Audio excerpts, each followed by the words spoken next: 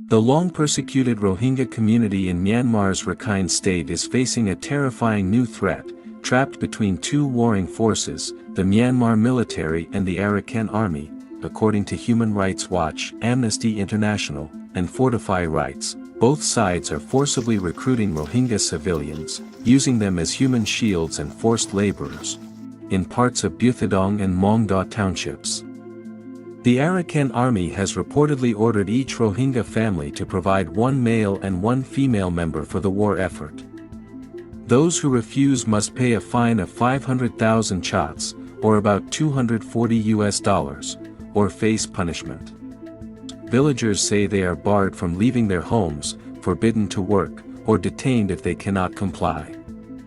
One man from Buthodong told local media, "This is not voluntary enlistment, it's coercion under threat." Recruited civilians are forced to carry ammunition, transport supplies, dig trenches, and build bunkers, often in active combat zones where airstrikes and shelling are ongoing. Human Rights Watch has condemned these acts as forced labor that may constitute war crimes. But the Rohingya are suffering under both sides. The Myanmar military, long accused of atrocities, continues to use Rohingya civilians as porters, guides, and human shields in its war against the Arakan Army. Both the Myanmar military and the Arakan Army have abused Rohingya civilians for years, said Shana Bachner, Asia researcher at Human Rights Watch. They see them not as people, but as tools of war. Since late 2023, the conflict has intensified dramatically.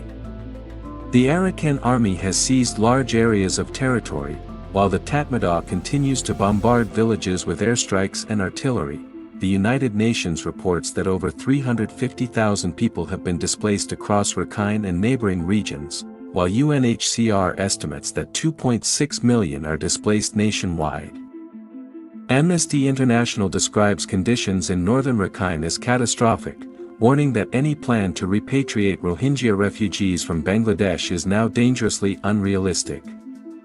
Nearly 1 million Rohingya refugees are already living in Bangladesh, mostly in Cox's Bazar, the world's largest refugee settlement. Now, a new wave of refugees is crossing the NAF River, fleeing renewed violence and forced recruitment. Matthew Smith, CEO of Fortify Rights, says, "The forced recruitment of Rohingya civilians by any armed actor is illegal and reprehensible." For the Rohingya, denied citizenship under Myanmar's 1982 citizenship law and subjected to decades of persecution, this is a devastatingly familiar cycle. Once the victims of ethnic cleansing, they are now being coerced to fight and die in a war that is not theirs, a war that offers them no rights, no safety, and no escape. Their plea remains the same: let us live in peace. Let us return home, safely, with dignity, and as citizens.